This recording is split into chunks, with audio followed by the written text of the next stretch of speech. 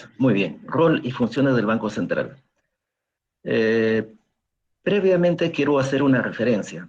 Muchos de ustedes seguramente se han preguntado por qué la posibilidad de contacto mucho más rápido que tienen los distintos actores económicos del país con el Banco Central.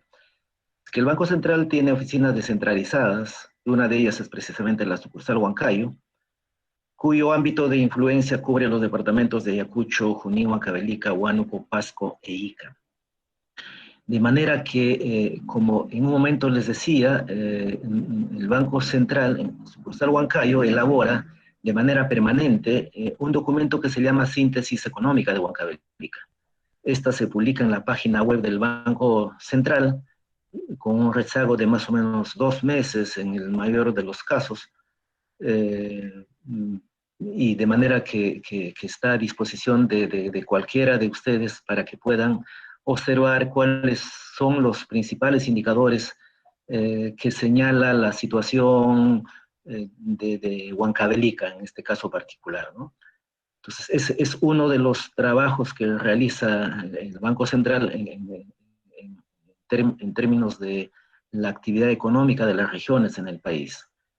Luego también realiza a través de las sucursales actividades como la que tenemos hoy día, ¿no? Es decir, un acercamiento mayor a la población, un acercamiento mayor a todos los actores, a fin de no solamente conocer el rol y funciones del Banco Central, sino también comentar algunos otros aspectos de coyuntura, momentos en que la economía puede estar atravesando y la perspectiva que tiene el banco respecto de ello, ¿no?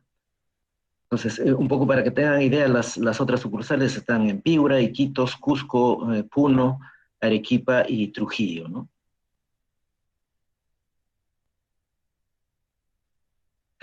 La primera lámina es algo que podría sugerir una poca motivación de la importancia del Banco Central, pero sin embargo recobre en la medida que se entienda y se comprenda eh, de este marco institucional su credibilidad y su desarrollo acertado en los últimos 20 años de manera particular, ¿no? Esa es una de los fundamentos por el cual ha tenido éxito en el manejo monetario en el país en los últimos años, es decir, la autonomía institucional. Sin embargo, acá me permiten con ustedes compartir lo que dice el artículo 84 de la Constitución, que establece que el objetivo único del Banco Central es preservar la estabilidad monetaria del país. Así como seguramente ustedes, señores estudiantes, generalmente cuando hacen análisis de empresas, van a observar como primer fundamento eh, la misión y la visión que tienen las empresas. ¿Cuál es la misión de las empresas? ¿Cuál es su visión? La misión es su razón de ser. Entonces, seguramente ustedes ya han vuelto la mirada, su imaginación, para establecer en cada una de las entidades, sean públicas o privadas, cuál es la misión. Por ejemplo, me sitúo en la Universidad Nacional de Huancavelica. ¿Cuál es la misión de la universidad? Seguramente si vamos a alguna oficina administrativa vamos a encontrar eh, precisamente en la pared toda una nomenclatura que señala la misión de la universidad. Pero sin embargo, lo fundamental, lo práctico, diríamos, de la universidad continental, tan igual que otras, es simplemente formar profesionales. Esa es su misión, para eso se ha diseñado, para eso se ha creado. Entonces, en esa misma medida, el Banco Central también tiene su misión, y su misión está aparejada precisamente a este concepto de objetivo. El objetivo único o misión del Banco Central es preservar la estabilidad monetaria. Muchas veces se confunde al Banco Central con los bancos que hacen intermediación financiera, llámese Banco Continental, Banco de Crédito, Interbank, Scotiabank, etcétera, ¿no? La misión de estos bancos que acabo de señalar son muy distintos a la del Banco Central. Y dentro de esa línea, un poco también para que tengan idea, la misión de los bancos de Crédito, Interbank, Continental, Scotiabank, las empresas microfinancieras. ¿Cuál será la misión, si se nos pudiéramos a pensar muy rápidamente, muy escuetamente? Y seguramente, repito, en cada una de estas instituciones vamos a encontrar un eslogan donde dice que la misión de esta institución es una serie de cosas. Pero lo fundamental es que estas instituciones tienen una misión, una razón de ser. ¿Cuál es? Brindar servicios financieros. Y dentro de servicios financieros vamos a encontrar fundamentalmente la intermediación, es decir, reciben del público a través de depósitos, captaciones, o otorgan créditos a sus clientes, empresas, familias, etc. ¿no? Entonces, la misión de estos bancos, ¿cuál es? Brindar servicio financiero propiamente. Sin embargo, y subrayo, la misión del Banco Central es totalmente distinta, no obstante el nombre que dice banco.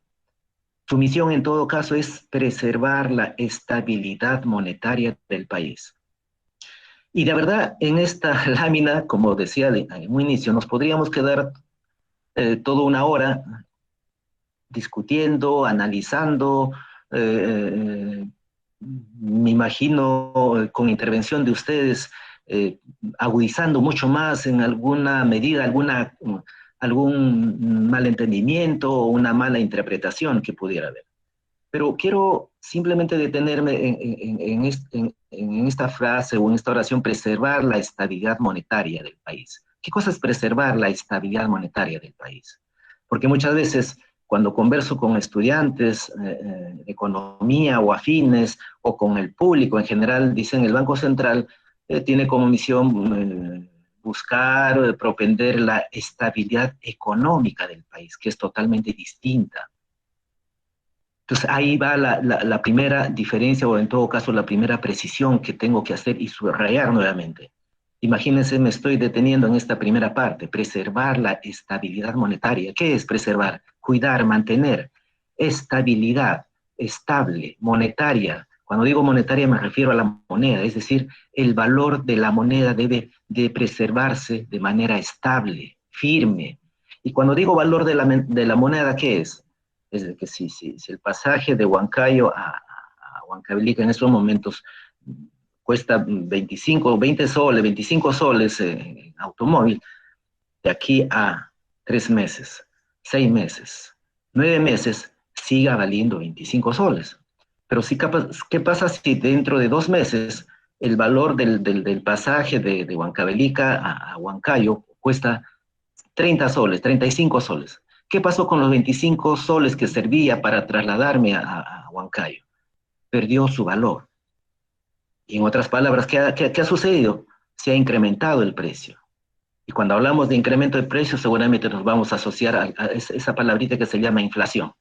Y inflación tiene también su concepto, su conceptualización teórica muy amplia. No es simplemente crecimiento de precios y se acabó, ¿no? Entonces, definitivamente, como les decía, habría que nuevamente generar un debate un poco para entender qué cosa es realmente inflación. Pero de manera muy, muy general, entendemos con este ejemplo de que sí, pues si el pasaje de Huancavelica a Huancayo de acá a 3 meses está en 35 soles, lo que pasó es que ha perdido el valor el dinero. Y eso es lo que no quiere el Banco Central. Lo que quiere el Banco Central es de que se preserve el valor del dinero, es que el pasaje entre Huancayo y Huancavelica siga en el nivel de 25 soles, ahora, la próxima semana, dentro de un mes, dentro de 3 meses. Entonces, ¿eso qué cosa va a generar en la práctica? Confianza en la unidad monetaria, en el sol. Y si hay confianza, evidentemente ya se genera una serie de extensiones que va a generar estabilidad primero monetaria y seguramente por efecto ya la estabilidad o como un aporte a la estabilidad económica propiamente, ¿no? Entonces, en la segunda parte de esta diapositiva dice, la ley orgánica del Banco Central establece mecanismos que garantizan autonomía en el ejercicio de sus funciones. Y aquí es la parte fundamental que les decía, autonomía. El Banco Central, no obstante que es una institución del Estado, es una institución absolutamente autónoma.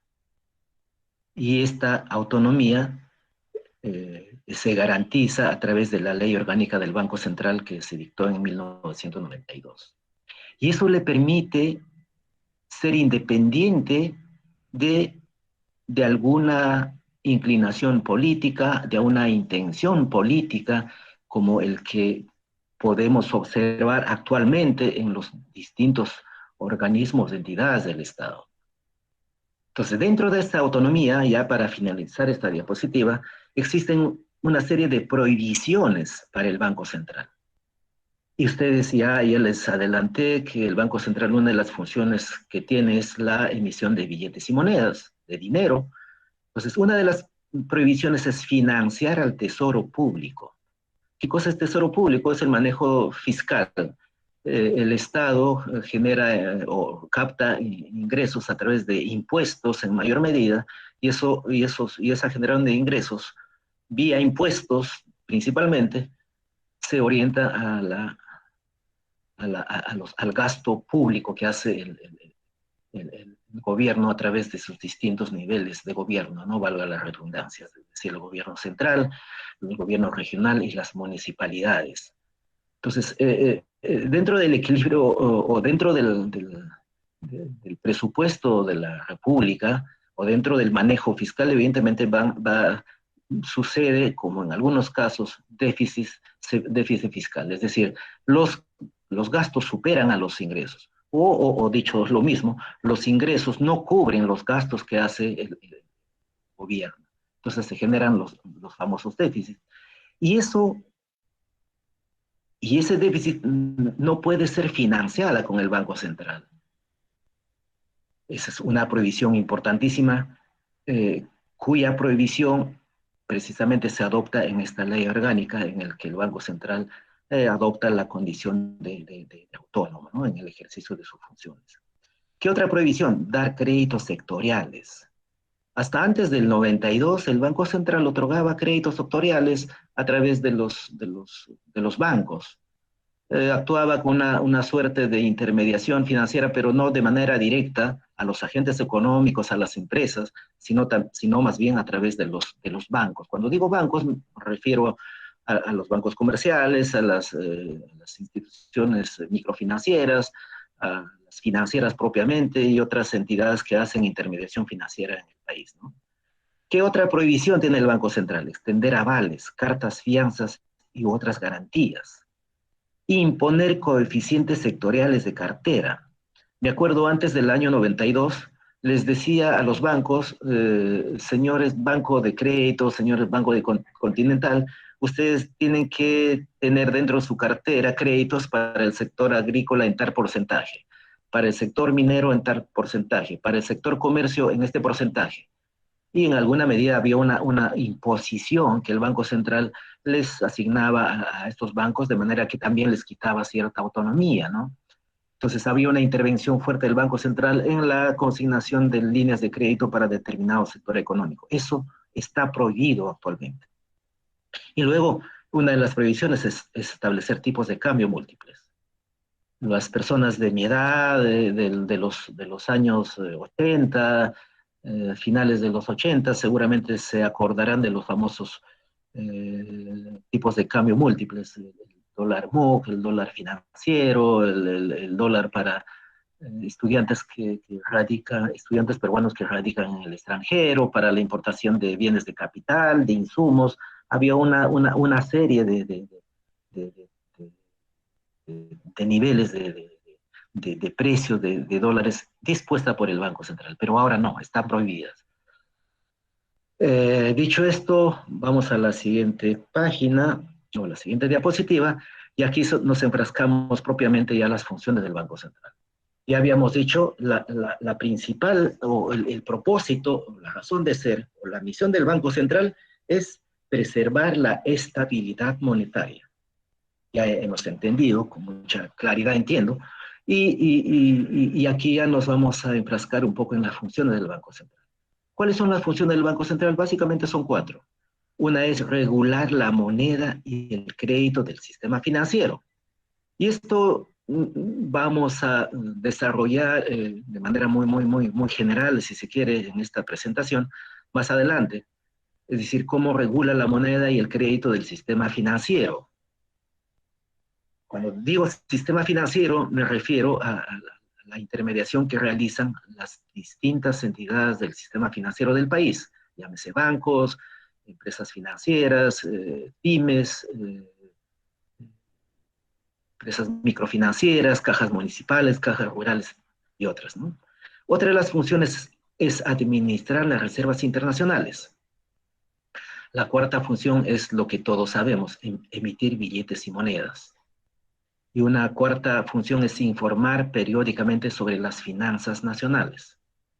Sobre este último, ustedes tienen la posibilidad, hoy más que nunca, poder revisar, poder informarse a través de la página web del Banco Central. De manera periódica, el Banco Central efectivamente cumple esta función para el uso de la academia, de las universidades, de las empresas, de las diversas instituciones, a fin de que puedan adoptar las decisiones pertinentes en sus propósitos particulares, ¿no? Luego dice, conforme al artículo 66 de su ley orgánica, el Banco Central está autorizado a comprar y vender divisas, oro y plata. Y seguramente también esto no es ninguna novedad para ustedes en estas últimas Ya no se nota. semanas, meses. El Banco Central ha estado vendiendo dólares a fin de evitar una alta volatilidad del precio del dólar, no para fijar el precio, más adelante vamos a explicar. Y además, dice, según el artículo 11, determinan los lineamientos de política para la intervención en los mercados monetario y cambiario. La siguiente diapositiva, un poco para señalar de cómo se operativiza la política monetaria en el Banco Central. Esta se desarrolla bajo este esquema de metas de inflación a partir del año 2000-2001 con mucho éxito. No todos los países del mundo utilizan este esquema, el Banco Central sí utiliza, es decir, anuncia la meta de inflación a inicio de año, es decir, cada periodo, es decir, en cuánto se ubicará la tasa de inflación anual. Actualmente la meta de inflación está en 2%, más o menos un punto porcentual, es decir, entre 1 y 3%. Esa es la meta de inflación que el Banco Central tiene. Y definitivamente bajo ese parámetro es el que se posiciona en términos de lo que tiene que hacer para cumplir con esta meta de inflación que se propone, ¿no? Pero para que esto sea certero, para que esto tenga respuesta, la política monetaria tiene que ser transparente. Si es que sus acciones, sus actividades son transparentes, ¿qué sucede? Eso seguramente pasa en el común denominador de todos ustedes en cada una de las actividades. Si ustedes ven que existe un manejo transparente, ¿qué cosa es transparente? Que se pueda visualizar, que se pueda observar, que se pueda ver, que es objetivo, que no genere suspicacias, que no genere desconfianza, porque todo es transparente, todo se ve, todo se observa, evidentemente lo que se genera, ¿qué cosa es? Credibilidad. Entonces, si se refuerza la credibilidad, evidentemente el compromiso con la meta anunciada seguramente va en esa misma línea.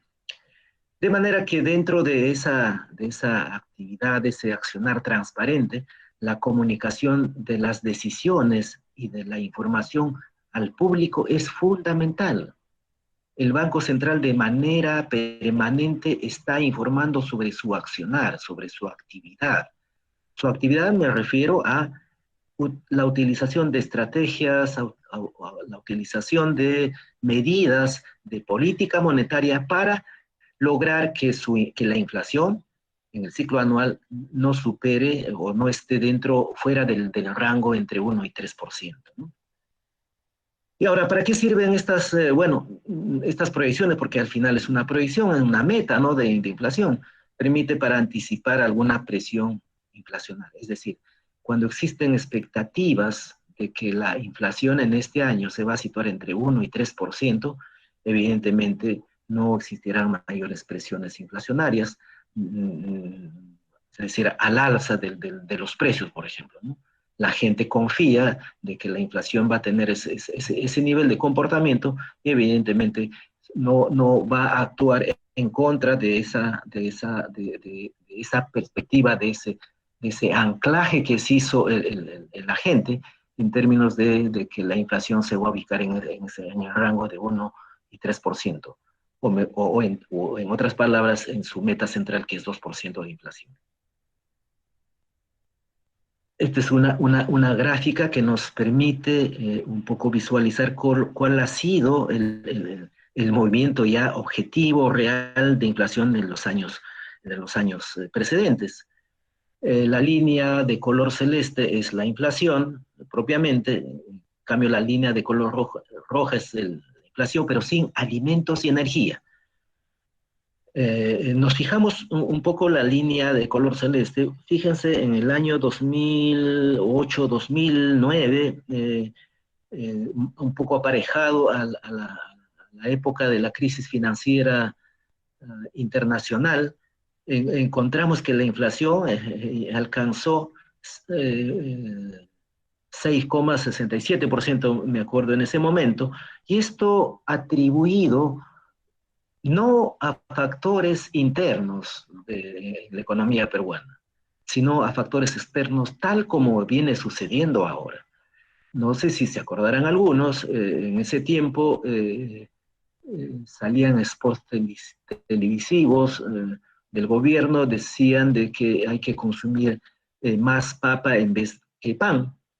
Y que por ahí había una iniciativa de adoptar el sistema de trenes, el papatren, por ejemplo. Hay que transportar más papa al mercado de Lima, que es el principal mercado del país, a fin de que se abastezca el mercado de Lima y que el público, la población consuma más papa que pan. Pues en ese año, efectivamente, así como ahora, problemas en cuanto a la producción mundial de trigo, de soya, de aceite, porque ustedes seguramente saben, somos importadores de estos denominados commodities, eh, la escasez de producción por efectos del petróleo, biocombustibles, bueno, toda una historia. Y como les decía ves nuevamente, aquí nos podríamos detener en esta lámina para toda una exposición también, ¿no? ¿Por qué sucede esto? ¿Qué pasa en la economía del mundo? ¿Por qué se produce menos trigo? ¿Por qué el Perú no produce trigo? ¿Por qué no produce soya, que es el insumo para los aceites? ¿Por qué no produce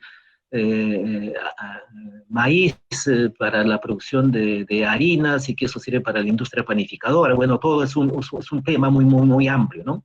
En ese año, efectivamente, subieron los precios de estos principales commodities, maíz, soya, aceite, derivados de combustibles, y efectivamente alcanzamos una tasa de inflación mayor al 6,67%. Pero felizmente el efecto estadístico, rebote, al año siguiente cayó por debajo del rango mínimo de 1% del Banco Central, pero nuevamente imagínense todo esta oscilación que se muestra en esta línea, definitivamente, pero sin embargo encontramos en gran parte que siempre estamos alineándonos a la meta central, que es 2%, ¿no?, de inflación. Y un poco para ya resumir, en la última parte encontramos de que nos encontramos al mes de octubre en 5,83% de inflación acumulada, y esto nuevamente tan igual que en el 2008, en que los precios internacionales de la soya, del maíz, del trigo, cobra un nivel de precio internacional alto, ¿no? Y además a esto se suma, a diferencia de estos años que he hecho referencia, el incremento del tipo de cambio por lo que todos conocemos, ¿no? La inestabilidad, la poca credibilidad, la inestabilidad política misma, lo que precisamente ha venido generando en las últimas semanas o meses ya, que el precio del dólar se incremente de manera progresiva y sostenida, ¿no? Que esto también a su vez suma a este nivel alto de los principales commodities en el mercado internacional. La comunicación con el público, como ya les he hecho referencia, en la diapositiva anterior o antes que esa, inclusive, definitivamente se hace de manera efectiva, de manera sostenida, de manera permanente. Las decisiones de política monetaria igual se realizan eh, a través de reuniones con los medios, con la prensa, y un poco para destacar, el Banco Central, además de tener, o es decir, el directorio, que es el máximo órgano decisor, además de tener sus reuniones de manera semanal, el segundo jueves de cada mes, la reunión se hace mucho más importante, más significativa, porque da a conocer lo que se llama el programa monetario del mes, el que define si la tasa de interés de referencia, que más adelante vamos a ver, se mantiene en su nivel, si sube o disminuye, o además cuál es su posición en términos de política monetaria respecto a sus instrumentos que tiene, ¿no? En función del contexto, en función de la evaluación de las variables económicas, en función de las variables financieras, en función del contexto internacional, fija su posición en términos de su programa monetario para el mes correspondiente. Esto es comunicado, esto es informado al público, y así que cualquiera de ustedes puede tener opción. Y acá vemos al lado derecho un ejemplo de la famosa nota informativa. Dice, por ejemplo, ahí, programa monetario de noviembre 2021. Banco BCR eleva la tasa de interés de referencia a 2%. Y esto tiene un significado, tiene una connotación. Esto los que conocen, los agentes económicos, las empresas, los decisores conocen de por qué esta variación. Y se eleva la tasa de referencia a 2%. Tiene su razón de ser. Pero sin embargo, lo más importante acá que me quiero referir es a la comunicación. O sea, el público está informado. Y por eso decía nuevamente, la transparencia es fundamental. Si existe transparencia, evidentemente va a haber confianza de parte de los agentes. Y definitivamente existe un calendario de la política monetaria, como ya les he explicado, cada mes se define el programa monetario de cada mes. A su vez, trimestralmente también se hace la presentación de los denominados reportes de inflación, se hace un balance, una evaluación de las variables económicas, el balance de riesgos, es decir, cuáles son los riesgos que se podría asumir frente a la previsión que hace el Banco Central para los siguientes meses, ¿no? Y acá está nuevamente para todos la página web bcrp.gov.pe, y quiero enfatizar, aquí van a encontrar también la síntesis económica de Huancavelica. Y no solamente de Huancavelica, sino de todos los departamentos del país, ¿no? Entonces, en muchos casos no se conoce esto. No obstante, como ya les dije, en las reuniones permanentes que hacemos con los medios, con la banca, con la academia, informamos lo mismo. Sin embargo, quiero un poco detenerme acá para contarles una anécdota. Antes de la pandemia, de manera permanente, hacemos las famosas reuniones con las empresas, que participa también la academia, las universidades, o de manera particular sea con las empresas o con las universidades, ¿no? Podría ser. Entonces, en Huancavelica, tengo entendido, no sé si hasta ahora existe una cámara de comercio que agrupa precisamente a las principales empresas de Huancavelica, ¿no? Principalmente. Entonces, en su momento, esto lo extendíamos a todo el ámbito de la sucursal, Huánuco, Ayacucho, Ica, Pasco, el mismo Junín, y en convenio con las cámaras de comercio realizamos eventos que precisamente, por ejemplo, también se difundía lo que estamos haciendo ahora, explicar el rol y función del Banco Central, y más que eso, exponer sobre los principales indicadores económicos, ¿no? Entonces, lo único que les pedíamos a las cámaras o a las entidades con quienes queríamos hacer esta reunión es que simplemente asistan la mayor cantidad de personas, ¿no? Para que entiendan, para que comprendan, para que tomen parte de esta reunión. Y con mucho éxito lo hemos venido haciendo, pero sin embargo, ¿qué pasa? Ya viene la anécdota con Huancavelica, y eso es un poco de crítica, si se quiere, ¿no? Cuando solicitamos en este momento al presidente, les dije a ustedes no van a asumir ningún costo, nosotros ponemos todo, inclusive vamos a otorgarles un refrigerio a los participantes. Lo único que queremos es de que asistan el mayor número de empresarios, de personas. Y el presidente nos dijo que, bueno, eso sí está un poco difícil, acá podrían ir máximo 15, no se puede, ¿no? Entonces, definitivamente fue una suerte de frustración para nosotros al encontrar esa respuesta, ¿no? Entonces, ustedes seguramente podrán sacar sus conclusiones, mientras algunas instituciones como el Banco Central y probablemente algunas otras buscan un mayor acercamiento, buscan eh, otorgar eh, información certera, información fundamental, que en algún caso pueda definir no solamente su posición, sino el horizonte de sus actividades, si son empresas, y encontramos esta respuesta, definitivamente nos llama a un desánimo, ¿no? Entonces,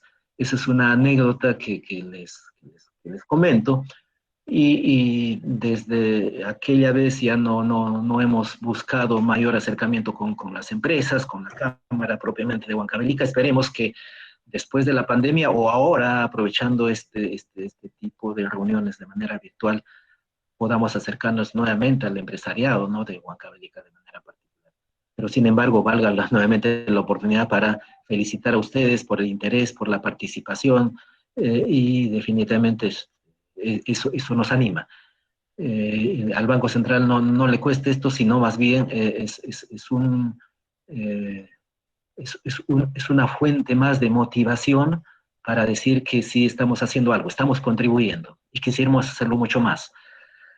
Bueno, dicho esto, paso a la siguiente lámina que refuerza un poco lo que les había dicho, es decir, la comunicación con el público. Aquí está el famoso documento que les decía, reporte de inflación. Este es el último que tenemos a septiembre del 2021. Ya tenemos una última, todavía no se ha editado.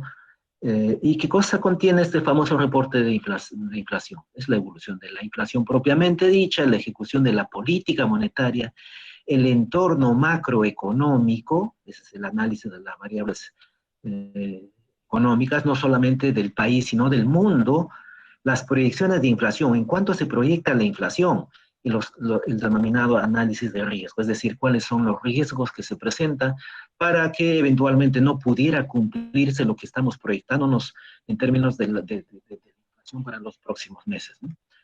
Y esto lo van a encontrar en la página web. Inclusive el último reporte que ha salido ya hace más o menos unos 10 días, 12 días creo, van a encontrar también en la página web del Banco Central. Y además de este reporte de inflación hay publicación de estadísticas, la famosa nota semanal y la memoria anual. Nota semanal. Semanalmente actualizas información en el Banco Central, como habíamos señalado en una de las funciones, informar periódicamente sobre las finanzas nacionales, ¿no? Eso es otra de las funciones que el Banco Central tiene muy en cuenta y cada vez lo hace con mayor rigor en términos de certeza de la información, ¿no? Esta es una lámina que permite saber cómo se está proyectando la inflación para el año 21 y 22. Como ya habíamos visto en una lámina anterior, la inflación acumulada está cercano al 6%, y esta línea roja Es probable que si efectivamente se ubique al final de año bordeando ese nivel, definitivamente va a superar la meta de inflación entre 1 y 3%. La meta central, acuérdense que es 2%, pero sin embargo, a partir del 22, primer trimestre, es muy probable de que la inflación nuevamente retorne a su rango, ¿no? Para ubicarse dentro del rango meta de inflación.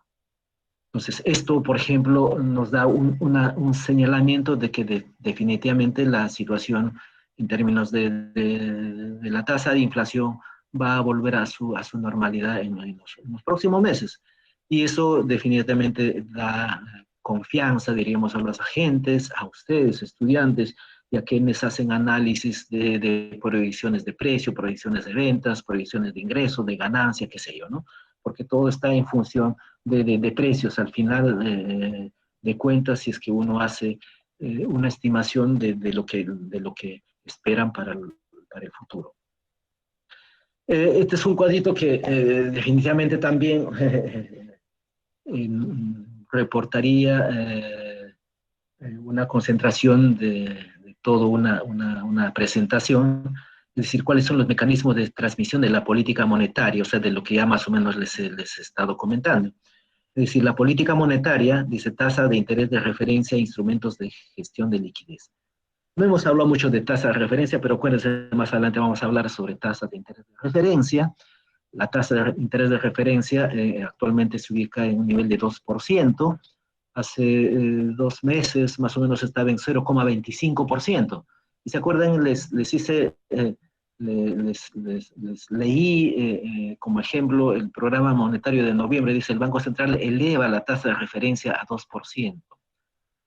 A eso nos referimos cuando hablamos de tasa de referencia. Y la política monetaria se concentra básicamente en la tasa de interés de referencia y a su vez en algunos instrumentos de gestión de liquidez que vamos a ver más adelante.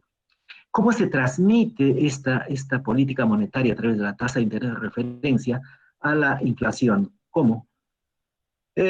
Aquí a una gráfica, de manera muy rápida voy a señalar, la tasa de interés de referencia influye en el tipo de cambio, el precio en este caso del dólar puede ser, la tasa de interés, cuando digo tasa de interés me refiero a la tasa de interés de intermediación financiera, de los bancos, de las instituciones financieras del país. ¿A dónde más influye? En la liquidez y en el crédito. Y eso también son variables del sistema financiero. A su vez, el entorno internacional, cuando digo entorno internacional me refiero a la actividad económica del mundo, influye en el tipo de cambio. Definitivamente tiene una influencia, ¿no? Entonces, esta gráfica nos permite también saber la relación, la interacción entre estos niveles, ¿no? Ahora, el tipo de cambio, la tasa de interés, la liquidez del crédito, a su vez influyen, ¿a dónde? A la actividad económica, a la brecha del PIB con el producto potencial. Y acá hablamos un concepto que también llama mucha la atención y no se define conceptualmente, o si se define conceptualmente no se entiende con mucha claridad. PBI, ¿qué cosa es PBI? Producto Bruto Interno. Y aquí nos podríamos quedar igual 2, 3 reuniones para explicar qué cosa es PBI, en cuánto está el PBI, cuál ha sido el comportamiento, cuál es la tendencia del PBI, por qué es importante el PBI en el país, es fundamental o no es fundamental, cuánto es el PBI de Huancavelica, cuánto es de Junín, cuánto es el PBI del sector minero, del sector agropecuario, etcétera, ¿no? Pero sin embargo aquí de manera general nuevamente el tipo de cambio, la tasa de interés, la liquidez, el entorno internacional influyen en la actividad económica. Y luego acá tenemos otra variable que es las finanzas públicas. Las finanzas públicas, ya hemos dicho, es el manejo fiscal de parte del MEF de manera muy particular, gastos e ingresos, influyen en la actividad económica. Es decir, por ejemplo, ahora la inversión pública. La inversión pública que viene realizándose a través del gobierno regional, de las municipalidades, ¿influye en la actividad económica o no?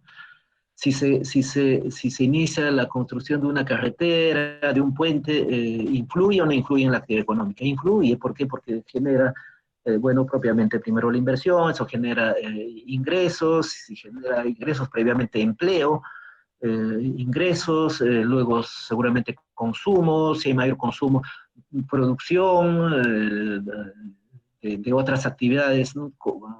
Necesarias, en este caso para el consumidor, y todo el círculo virtuoso, ¿no? Del ciclo de producción, por ejemplo.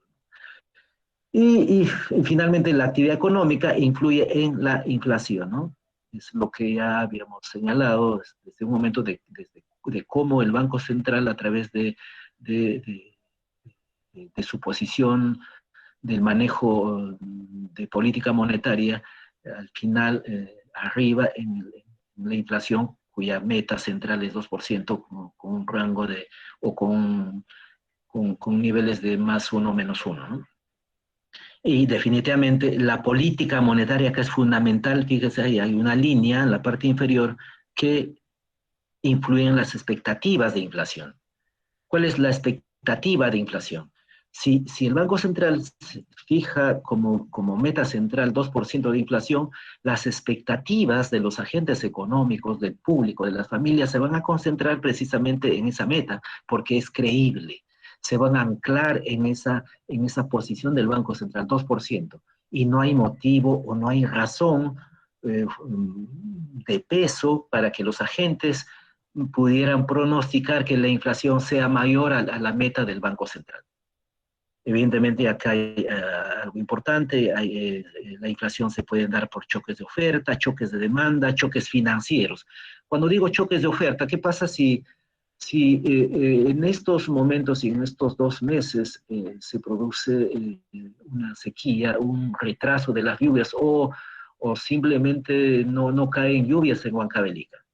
¿Qué va a pasar con la producción de los principales cultivos transitorios, es decir, papa, maíz, arveja, cuya campaña de siembra ya se inició en agosto? Seguramente ustedes me van a dar la razón. Ustedes tienen vinculación a la agricultura también. Los meses de mayor de mayor magnitud en términos de siembras en la campaña grande, que es la que actualmente estamos afrontando, se da en el mes de octubre y noviembre. Y si hubiera escasez de lluvias en octubre, noviembre y diciembre, se van a sembrar más papa, se van a sembrar arveja, choclo, habas, simplemente se van a dejar de sembrar. ¿Y eso en qué va a incidir? Va a incidir probablemente en la campaña ya de cosechas grandes que se inicia a partir de marzo, abril, mayo, junio, y definitivamente habrán menores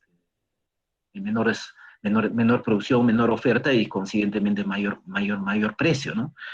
O eventualmente, como en algún caso sucede en el mes de marzo o de febrero, épocas de heladas, cuando dentro del ciclo vegetativo estos cultivos transitorios están ya en su etapa ya de florecimiento, si se quiere, cae una helada, definitivamente esa helada va a arrasar con las extensas áreas de arveja de manera particular. Y si hay granizada, mejor, porque las arvejas, como tienen el producto externo, a diferencia de la papa, definitivamente va a afectar en los rendimientos, se va a negrear, diríamos, en los términos que muchas veces dicen los agricultores, y eso no se puede vender en el mercado, ¿no? Entonces va a generar una menor oferta y eso definitivamente incide en el crecimiento de precios de estos cultivos, por ejemplo, ¿no? A eso nos referimos choques de oferta, por ejemplo. Muy bien, la siguiente página. Ahora, la implementación, la ejecución de la política monetaria es en el día a día. No es como les decía hace un momento, de que cada segundo jueves de cada mes se reúne el Banco Central para definir su programa monetario del mes. No, es el día a día. Lo que pasa que ese segundo día, lo que anuncia el Banco Central es su posición para ese mes, ¿no? En cuánto está la tasa de referencia, cuáles son los instrumentos que está utilizando, pero la definición misma, todo el proceso para arribar a esa decisión que se anuncia este famoso jueves, definitivamente parte de la mirada eh, permanente que se hace día a día, ¿no? Entonces acá dice, el BCE retoma decisiones de política monetaria mediante el uso de la tasa de referencia. Entonces, la tasa de interés de referencia es fundamental en este caso para definitivamente con certeza mirar en perspectiva de que la inflación se sitúe dentro del rango meta. La tasa de interés es fundamental, es determinante. Entonces, a través de la tasa de referencia se regula la liquidez bancaria para que la tasa interbancaria se ubique en el nivel de referencia anunciado. ¿Qué es esto? Una especie de trabalengua. Primero se fija la tasa de interés de referencia, que en este caso está en 2%. Después de la tasa de referencia, ¿qué sucede? A partir de, dicho sea de paso, referencia, ¿qué significa referencia? Es un término referencial que utilizan el sistema financiero para determinar sus tasas de interés. Ustedes saben, cuando ustedes van a un banco, a una microfinanciera, a la caja municipal, caja rural, etcétera, lo primero que pregunta es cuál es la tasa de interés. Y eso va a depender o va a estar en función de qué actividad ustedes hacen. Es para consumo, es un crédito vehicular, es hipotecario, es para microempresa, etcétera, ¿no? Entonces, esa es la tasa de interés que les cobra y seguramente van a encontrar una serie de tasas de interés. Son variables, son distintas, son diferentes en función de una serie de factores, de riesgo, de liquidez, que los bancos evalúan, ¿no? Estas tasas de interés que les acabo de decir tienen como referencia precisamente la tasa de interés de referencia del Banco Central, que actualmente está en 2%. Entonces, la tasa de interés de referencia más cercana que existe ya dentro del sistema financiero, que sirve para que, o es decir, las que utiliza el sistema financiero, los bancos, fundamentalmente, es la denominada tasa de interés interbancaria. ¿Qué es la tasa de interés interbancaria? Es la tasa de interés que se cobra entre bancos, interbancaria. O sea, es decir, el Banco Crédito le puede prestar dinero al Banco Continental, el Continental al Interbank, el Interbank al Scotiabank, el Scotiabank al crédito, etc. Pero son, por si acaso, son créditos, diríamos, pero de cortísimo plazo, de 1 o 2 días, ¿no? Cuando al final sus saldos que tienen los bancos en el Banco Central resultan en negativo, por ejemplo, y necesitan cubrir ese negativo, estos bancos se solicitan entre sí, como ejemplo, muy burdo si se quiere, hasta el día siguiente para cubrir ese monto negativo, ¿no? Allí ya se está hablando de tasa de interés interbancaria. Y la tasa de interés interbancaria está muy cercana a la tasa de interés de referencia. Y actualmente la tasa de referencia está en 2%, la tasa interbancaria debe estar también en 2%, 2,01, 2,02, 2,03, diríamos, es la tasa de interés más barata dentro del sistema financiero, la tasa de interés interbancaria. A partir de esta tasa interbancaria, incluso ya un poco para conocimiento muy general, se determinan o se encuentran las tasas de interés corporativas. Esta generalmente es utilizada por los bancos, no por las microfinancieras de manera principalmente. Es decir, el Banco Crédito, Continental, Scotia, tienen clientes a grandes corporaciones, llámese Bacus, Alicor, o qué sé yo, una minera, ¿no? Entonces, estos créditos que otorgan estas instituciones están dentro de su cartera de créditos corporativos. Y la tasa de interés corporativa, diríamos, es la tasa de interés más barata después de la interbancaria.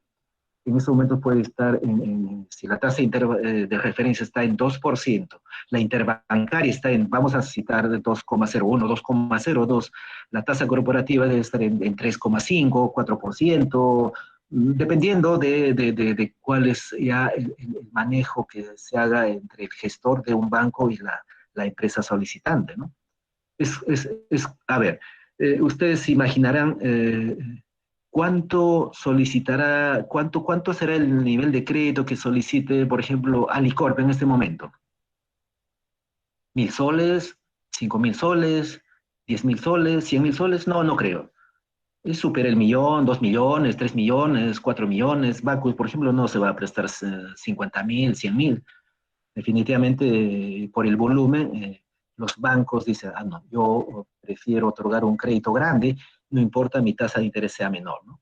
Y por ahí seguramente ya se les viene a la mente a ustedes de cuando alguna vez tuvieron la experiencia de tener o tienen un crédito con la caja municipal, el PYME, seguramente la tasa de interés no está en 3, 4%, 5%, puede llegar a 18%, 20%, 25%, dependiendo del riesgo que les asigna la empresa o la entidad que les está calificando como sujeto de crédito. Eh, bueno, y un poco para redondear lo que significa la tasa de referencia, dice. Aquí hay una grafiquita en la parte muy sugestiva, dice, tengo sed, debo estar deshidratado. ¿Quién le dice al Banco Central? Le dice el sistema financiero, es decir, no hay liquidez, no hay dinero para prestar a las empresas, al público. Entonces necesito dinero, le dice. Y el Banco Central dice, está previsto, les inyectaré liquidez. ¿Y cómo les inyecta liquidez? A través de la tasa de referencia. Les decía en un momento que la tasa de referencia del Banco Central es referencial, sí, precisamente para la formación de las tasas de interés ya de los bancos, ¿no? Para los créditos que otorga, por ejemplo. ¿Qué pasa si hoy día está la tasa de referencia en 2%? Y la tasa, no sé, a ver, para una pequeña empresa, microempresa, está en 15%, ¿no? Una tasa de la caja municipal. Acuérdense, tasa de referencia 2%, la interbancaria está también más o menos por allí, y la tasa que cobra la caja municipal por un crédito a una microempresa está en 15%. Ese es un escenario. ¿Qué pasa en un escenario en que la tasa de referencia, mira, no es el caso, no creo que suceda, un ejemplo muy burdo, mañana sale el Banco Central y dice la tasa de referencia se ubica en 8%. ¿Ustedes qué creen que suceda con la tasa de interés que la caja municipal impone a los créditos a microempresas, que estaba en 15%? ¿Creen que va a ser mayor que 15 o menor que 15? Seguramente ya dedujeron y estamos en consenso, definitivamente va a subir la tasa de interés que cobra la caja municipal. Ya no va a ser 15. ¿Por qué? Porque la tasa de referencia está en 8. ¿A cuánto alcanzará? Me imagino de manera proporcional, podríamos ver el 20, mejor los casos 20%, 25%. Entonces se encarecen los créditos, ¿no es cierto? Entonces, aquí se estará cumpliendo esta premisa hoy. Tengo sed, necesito liquidez, ¿no? El Banco Central más bien lo que ha hecho es quitar. ¿Por qué? Porque el crédito se ha hecho más caro para esta microempresa, de manera que no, pues no se valida en términos de su necesidad, ¿no? Entonces, más bien sucede lo contrario. ¿Qué pasa si la tasa de referencia, más bien, para un poco aparejar a esta animación, baja a 0% que podría darse? Entonces, ese 15% se abarata de la tasa de interés que impone la caja municipal. Ya no 15, sino 12%, 10%. Si fuera así, está otorgando mayor liquidez al sistema financiero. Más dinero en el sistema financiero. Entonces las empresas, las microempresas están ávidas para solicitar un crédito porque el crédito está más barato y definitivamente está cumpliendo con esa necesidad de que tengo sed, ¿no? Tengo sed, necesito y hace que necesito liquidez. Y eso se hace a través precisamente de la tasa de interés de referencia, ¿no? Es un ejemplo muy burdo, nuevamente, creo que ustedes me dan la razón cuando digo de cada lámina podríamos extendernos en sesiones de una hora como la que tenemos ahora, pero para ver todo este conjunto de conceptos, de hechos que definitivamente están detrás de lo que el Banco Central hace en términos de su rol y de sus funciones, ¿no? Y este es el comportamiento de la tasa de interés de referencia del Banco Central. Fíjense, en el año 2009, a inicios, estaba en 6,5%, imagínense, y ustedes ya sacan su cuenta con el ejemplo que les he puesto, cuánto habrán sido, en cuánto estarían las tasas de interés del sistema financiero, los bancos, estarían altos, ¿no es cierto? Y luego después de ya desatada la crisis financiera, porque hay que animar, hay que motivar, hay que generar alicientes al sector real de la economía, se abaratan hay que buscar un abaratamiento de los créditos, más liquidez, mira, disminuye a 1,25% en junio del 2009, ¿no? Se mantiene más o menos hasta el mes de marzo, mayo del 2010 y luego nuevamente empieza a crecer. Este es el ciclo de movimiento de la tasa de interés de referencia. Y fíjense la tasa de interés interbancaria. Está muy cercano, es muy cercano, está casi por ahí. Y hasta ubicarnos en 2% actualmente en noviembre, ¿no? Más o menos a partir del mes de marzo, cuando empieza el confinamiento el año pasado, la tasa de interés del Banco Central disminuye a 0,25, se mantiene más o menos hasta el mes de julio y nuevamente empieza ya la línea ascendente a 2%. Y esto tiene su fundamento. Yo de verdad me quisiera acá quedar nuevamente una hora más para explicar, pero sea más bien un compromiso del Banco Central y de ustedes también a fin de encontrarnos nuevamente en una reunión para hablar, por ejemplo, de esa diapositiva, ¿no? Y acá un poco aparejada lo mismo que les señalaba, la tasa de interés de referencia, los créditos de regulación monetaria, la tasa de depósitos overnight, o sea, definitivamente la operatividad del Banco Central es muy amplia, no diríamos compleja, es muy amplia y por eso en algún momento les decía, la política monetaria se hace en el día a día, ¿no? No es cada semana, no es cada mes, cada 15 días, es en el día a día. Ahora, ¿cuáles son los instrumentos de política monetaria? Habíamos dicho el soporte de la tasa de interés de referencia, es el encaje. Y acá, nuevamente, bueno, acá de manera ya un poco resaltada en negrita, dice encaje, los instrumentos de mercado, instrumentos de ventanilla. Son los principales instrumentos de política monetaria. Y acá nuevamente nos vamos a demorar otra hora, hora y media para explicar solamente esta diapositiva, pero me voy a detener un poquito en el concepto de encaje. ¿Qué cosa es encaje? El encaje bancario es, ustedes saben, que los bancos, las cajas municipales, rurales, reciben depósitos del público. Depósitos a plazo fijo, depósitos de ahorro, depósitos en cuenta corriente, pero en general depósitos.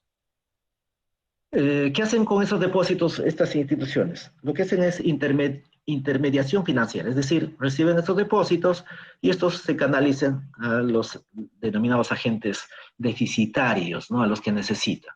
Cuando hablamos de depósitos estamos hablando de los agentes superavitarios. Y muchas veces les digo a aquellos que les sobra la plata, no tienen como para ahorrar, para depositar. Y esto a su vez es utilizado por los intermediarios para canalizar en créditos. ¿Quiénes solicitan créditos? Los agentes deficitarios, las empresas, las personas. Y acá seguramente igual va a aparecer primero el concepto de intermediación financiera, la famosa tasa de interés activas y pasivas, cuál es mayor la tasa activa, la pasiva. Definitivamente la tasa activa es la que cobran los bancos, las instituciones a los clientes, y la tasa pasiva es la que pagan a los depositantes, a los ahorristas. ¿Y cuál es la diferencia? La diferencia es, pues sí, en números, ¿no? O sea, el nivel de la tasa de pasiva y la activa es relativamente grande, y eso es lo que se llama el spread financiero, y diríamos de manera burda también es la ganancia del sistema financiero, ¿no? La diferencia entre la tasa activa menos la tasa pasiva. Nos hemos desviado un poco cuando estoy hablando de encaje, pero sin embargo un poco sirve para adentrarnos en el tema. ¿Qué cosa es encaje bancario? Encaje bancario es el concepto de que los bancos reciben depósitos o el público realiza depósitos. Vamos a suponer por 1.000 soles. El banco les dice que de esos 1.000 soles que estás depositando, la tasa de encaje va a ser 10%. ¿Qué significa para este banco? El banco está obligado a que el 10% de los 1.000 soles que recibió como depósitos, ¿cuánto es 10% de 1.000? 100. Estos 100 debe estar depositado en el Banco Central o en su caja, de lo que se denomina fondos de encaje. No es una garantía, pero es una exigencia del Banco Central. Entonces, en este ejemplo, ¿cuánto tiene el banco o la institución financiera para prestar? No 1.000 que recibió del público, sino solo 900. ¿Por qué? Porque 100 está depositado como fondos de encaje. ¿Qué sucede si el Banco Central al día siguiente saca una disposición y una circular, ¿no? Que es el instrumento normativo que utiliza el Banco Central?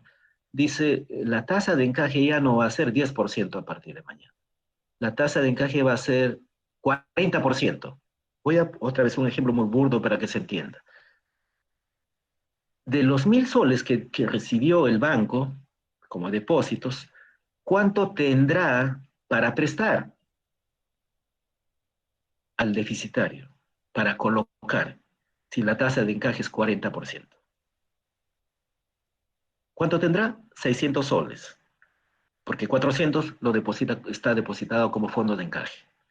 ¿Qué ha pasado allí? Estamos quitando dinero, diríamos, liquidez al sistema, la posibilidad de que esta institución financiera pueda colocar, pueda ofrecer como crédito. Siendo así, estamos en esa animación, ¿se acuerdan? De tengo sed o no tengo sed, se está en alguna medida clarificándose lo que el Banco Central actúa en términos de otorgar liquidez o quitar liquidez al sistema financiero. Ese es el encaje. ¿Y qué pasa en sentido contrario? Mañana dice el Banco Central a través de su circular, la tasa de encaje es 0%. En el ejemplo de los 1.000 soles que recibió el banco, los 1.000 soles puede colocar, puede utilizar para prestar a las empresas, al público. Definitivamente se está ampliando el nivel de liquidez. Entonces, eso es un instrumento de política monetaria que al final está aparejada precisamente a lo que de manera fundamental y básica impuso en la famosa tasa de referencia que les anunció inicialmente. Además de este encaje bancario, que para mi entender, es algo que sí se puede entender y explicar como lo he hecho, también ya utiliza otra serie de instrumentos, como son los instrumentos de mercado, ¿no? Los certificados de depósito del BCRP, etcétera, depósitos a plazo. No me voy a detener acá, estamos contra el tiempo. Luego, definitivamente estos instrumentos afectan las cuentas corrientes de los bancos en el Banco Central. Ustedes seguramente sabrán, todos los bancos tienen una cuenta corriente en el Banco Central de Reserva, todos. Y por eso que aparecen los famosos, por ejemplo, operaciones interbancarias en algún caso, o operaciones overnight que utiliza el Banco Central, o los redescuentos de crédito que hace el Banco Central al sistema financiero cuando hoy día a las 5 de la tarde, al cierre de operaciones, el Banco Continental termina en déficit su cuenta corriente, ¿no? Depositado en el Banco Central. Esto puede ser utilizado, esto puede ser cubierto con un préstamo interbancario o un préstamo de última instancia que hace el Banco Central a través de un redescuento hasta el día siguiente. Y por eso dice, afectan las cuentas corrientes de los bancos en el Banco Central. En algún momento, alguna vez alguien decía, el Banco Central entonces es el banco de los bancos. Podría entenderse también para un poco tener idea y el concepto de la significancia del Banco Central. Otro instrumento de política monetaria, otro de los instrumentos de política monetaria son los instrumentos de ventanilla, los créditos de regulación monetaria, los repos directos, swap, compra temporal de dólares, lo que estamos viendo en las últimas semanas, venta de dólares más bien, y bueno, definitivamente son instrumentos de última instancia, ¿no? Cuando ya no hay mucho que hacer, ¿no? En términos de utilización de los otros instrumentos de política monetaria. Y un poco ya vayamos dentro de lo que ya les he explicado y que seguramente les va a entender mejor esto, lo que llamamos esterilización de liquidez. Cuando hablamos de esterilización de liquidez es que estamos pensando de que en economía hay mucha liquidez y lo que vamos a hacer es quitar esa liquidez. El Banco Central a través de operaciones, mire, coloca los famosos certificados de depósitos del BCRP, a cambio recibe soles de los bancos, del sistema financiero. Entonces, estamos quitando liquidez, diríamos, de manera nuevamente burda, ¿no? Lo que estamos haciendo es estilizar la liquidez. Y esto se hace a través de subasta, dice, de títulos con plazos hasta 3 años.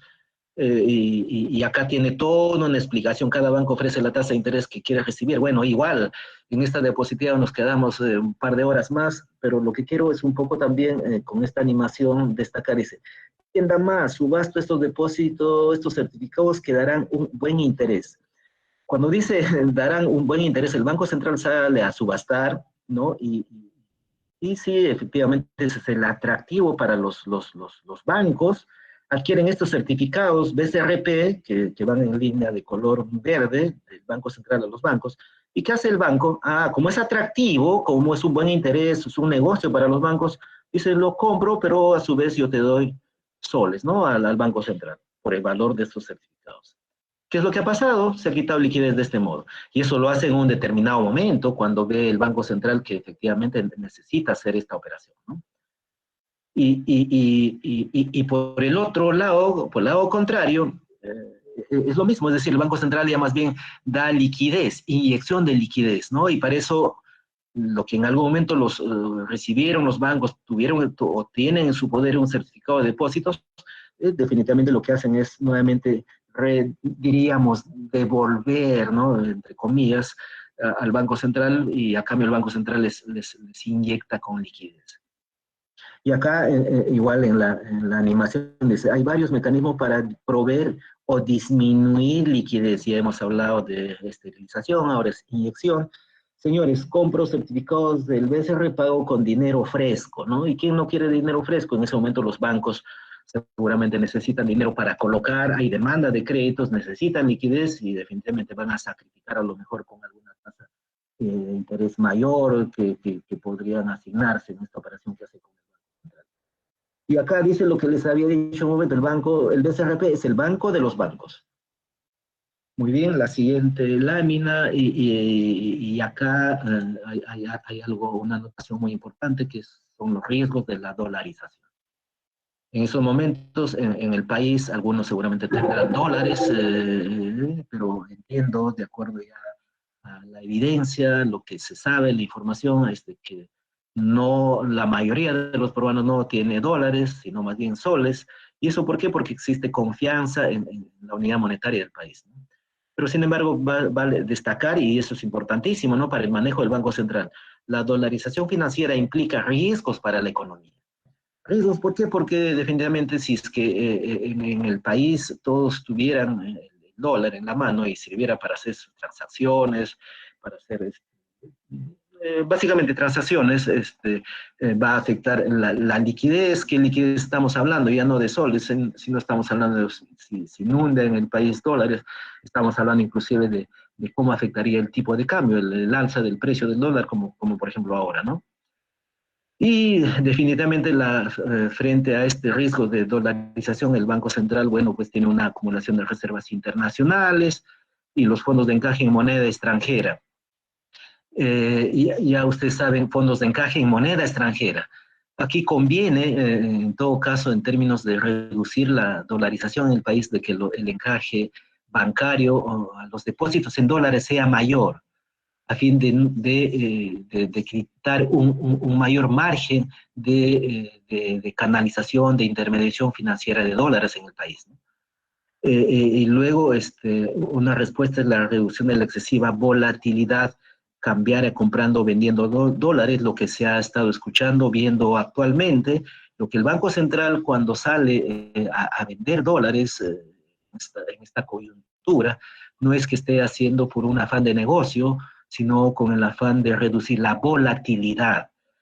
Y también no hay que hacer la precisión de que el Banco Central no está saliendo a vender o a comprar dólares para fijar el tipo de cambio. ¿Se acuerdan? En una de las primeras láminas decía, una de las prohibiciones del Banco Central es establecer múltiples tipos de interés, ¿no? Como en alguna época, dólar MUC, dólar financiero. El Banco Central no establece como en aquella época tipos de cambio. Lo que hace es simplemente reducir la volatilidad de los cambios bruscos que existan en la variación del precio de la principal divisa, que es el dólar, ¿no? Y aquí un poco para traer a referencia la tasa de encaje en moneda nacional y extranjera. Fíjese la línea de color celeste es el encaje medio en moneda extranjera, es mucho mayor que el encaje medio en moneda nacional. En moneda nacional es la línea roja, es mucho menor, y lo que les había dicho al inicio. Entonces, ¿qué cosa que quisiéramos en el país? Que las transacciones se realicen en moneda extranjera, en dólares o en soles. En soles. Porque el Banco Central, ya hemos dicho, una de sus funciones es emitir billetes y monedas, pero en soles, no en dólares. Entonces, en la medida de que la dolarización sea cada vez menor, evidentemente le da mayor manejo, un margen de maniobra que el Banco Central tendría como para hacer su trabajo de política monetaria y fijar precisamente lo que estamos siempre hablando en común, es decir, alcanzar su meta de 2% de meta central de inflación, ¿no? Con un rango de más uno, menos uno. Este es el coeficiente de dolarización. ¿Qué significa? Es decir, de cuánto fue el, diríamos, la relación de las transacciones, de la intermediación, en este caso de los créditos, la liquidez en dólares, por ejemplo, desde el 2003 al 2021. Mientras que en esos años iniciales, 2003, 2004, la dolarización era alta. Por ejemplo, en términos de liquidez alcanzaba más del 65% y los créditos en 73, 74%. Imagínense, ahora se ha reducido a 25,9 y 21,3%. O sea, la economía, diríamos, está dolarizada en ese porcentaje, en ese margen, ¿no? Y eso es bueno para el Banco Central, y ese es el trabajo del Banco Central. Y esto, a su vez, está aparejado a la confianza que tiene el público, a la confianza que tienen los agentes económicos en nuestra moneda, ¿no? Que es lo que debería corresponder, como en todo caso, ya hablando en términos políticos, país soberano, diríamos, ¿no? Y esta es una gráfica que está aparejada a la anterior. Dice, mire, en el 2001, esto es el ratio de dolarización del crédito, es decir, los créditos que otorgan los bancos. Mientras en el 2001 el 78% los créditos están otorgados en dólares, actualmente en el año 21 llega a 20%. ¿Eso es bueno o no es bueno? Es bueno. Y eso es respuesta precisamente a lo que, al papel, al desempeño que viene realizando el Banco Central. Y estas son las reservas internacionales. ¿Se acuerdan que una de las funciones es